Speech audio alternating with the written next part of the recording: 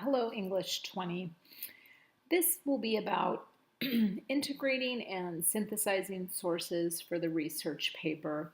As we talked about last week, I said there are various approaches to how to go about writing this paper with your partner, and I suggested you could each write all sections and then pull the best ideas from both of your drafts.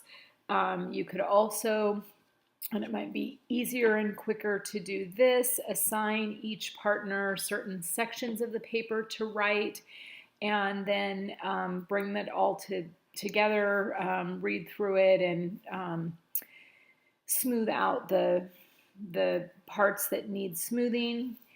No matter which approach you take to writing the paper, I think both of you should be concerned with how you're integrating the sources that you've gathered. And so one thing to consider when you're writing a research paper is that you're not just simply summarizing what the research has to say about the topic, and you're also not just giving your opinions without carefully considering what these experts have had to say about the topic. And so the experts in our primary source, Motomura's book, he is what we first considered about this topic, and so you'll need to bring him in, but also using your secondary sources to validate or give more information about what the topic where you started with what he has to say. So you're bringing all of this into conversation with the experts, and that's where you get to this idea of synthesis by comparing, contrasting, and examining the different bits of information from your sources and Motomura. How, for instance, does one of your sources build on what he has pointed out, or where do your sources contrast with what he argues? And so bringing this conversation to life is going to help you synthesize this information and bring it together. Here is an example of a research paper, and this sample course is a political science course where a student was asked to write a 10-page research paper arguing for or against one of the provisions of the Patriot Act, which was an act established shortly after 9/11. And they further go on. The assignment says the audience for this essay is general educated readers. This could include conservatives, moderates, and liberals, so you have to appeal to all sources. And the goal is to persuade your audience, so you'll need to back up your assertions with information from credible sources that don't have an overt political agenda. So this is one particular assignment. You and your partner may be writing to persuade the audience, or you might be writing an informative paper if you can't agree on one particular view to put forth on your topic. Either way, you still need to back up any assertions that you make about the topic you're investigating by giving information from credible sources. So here they go on to look at a couple of sources that the writer of this paper included. One is from a professor at the University of Chicago, and the other is an article from a political science journal. So these may be similar things to what you are working with for your paper. And here they've written out what some of the important information is from the sources. So here is a source by Thomas that says perhaps the most controversial provision of the Patriot Act is Section 215, which deals with the implied right of the FBI to access library records of U.S. citizens. This provision allows the FBI to obtain a secret warrant from the Foreign Intelligence Service Court to access library records of anyone suspected of spying or international terrorism. Librarians in the ACLU have fought this provision, arguing that it violates a patron's rights. Then we have another bit of information that the writer is going to integrate by Felix Gomez. And then this talks about the provision of the Patriot Act that is often seen as anti-constitutional is the authority of government agents to search library records. So the subtopic of this particular paragraph that talks about the provisions of the Patriot Act is this idea of searching library records, and both of these sources make a comment on that. So for your particular topic that you're working with, there may be several important subtopics that your sources have discussed and that you want to bring into your paper. Next, we're going to look at a couple of ways that the writers have attempted to integrate these sources into their paper and achieve some synthesis. So the first example is listed here from a student research paper, and I'm going to read through this and then I want you to do some analysis. So it starts with a quote: "Perhaps the most controversial provision of the Patriot Act is Section 215, which deals with the implied right of the FBI to access library records of U.S. citizens." And this is cited in MLA style. Section 215 allows the FBI to obtain a secret warrant from the Foreign Intelligence Surveillance Court and access library records of anyone suspected of spying or international terrorism. Again, quoted from Thomas and cited in MLA style. And then the writer says, "I agree with the ACLU that Section 215 violates the Constitution, as Felix Gomez argues." And then we've got another quote: "Given the history of unconstitutional FBI investigations into groups that were not a threat to the United States but simply disagreed with the political establishment, for example, civil rights and anti-war groups in the 1960s, one has to remain skeptical of the Justice Department's claim that their investigation of library records will be limited to those suspected of spying or international terrorism."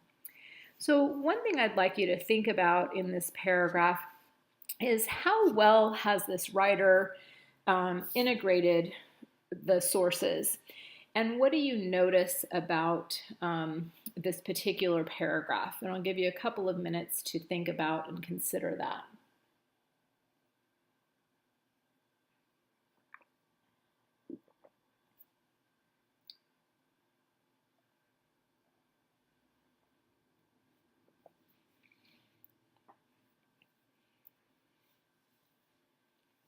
So one problem with this particular paragraph is that we don't get a sense at the beginning of what the topic is.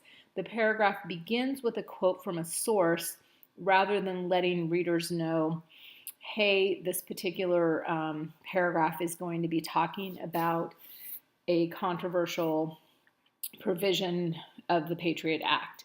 So some kind of a topic sentence is needed. The other problem with this particular paragraph is we get quote after quote after quote.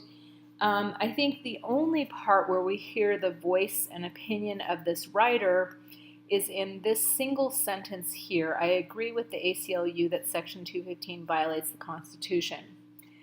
That's the only bit of voice we get from the writer. Otherwise, the writer is just summarizing what the sources have to say.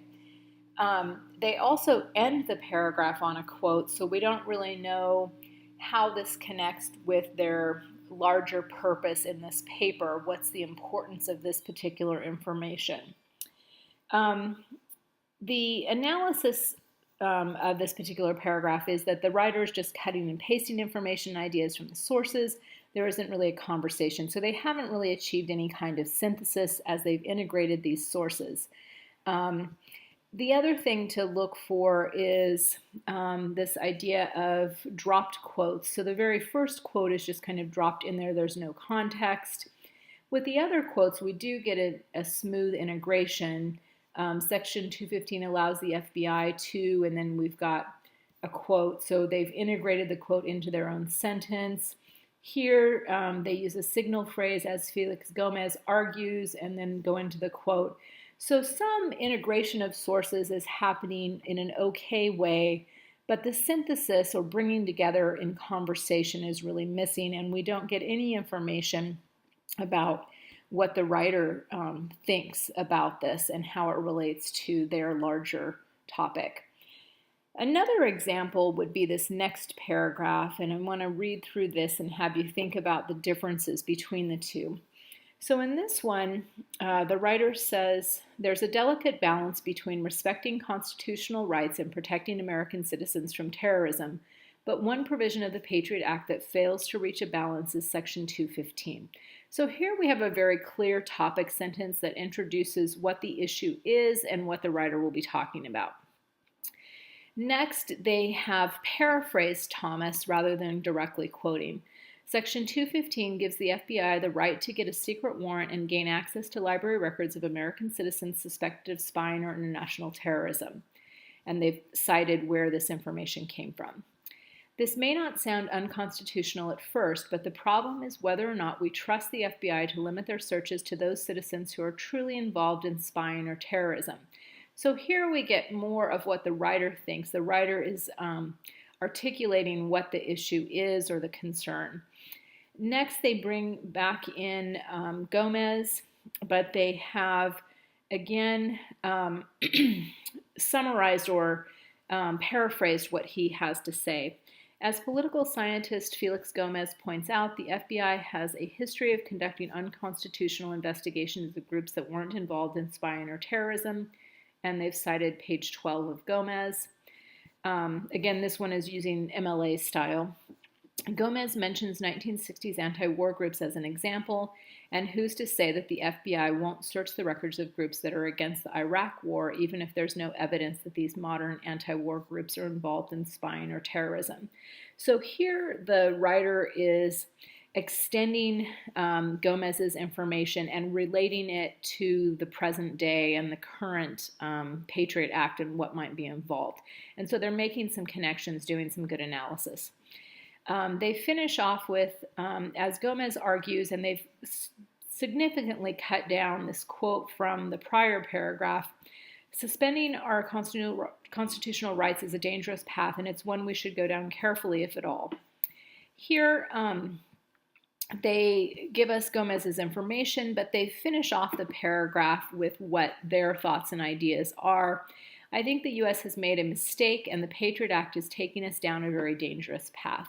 So this helps to explain the significance of what this information has to say. It puts the sources in conversation, and we know what the writer's thinking and how this relates to the writer's argument.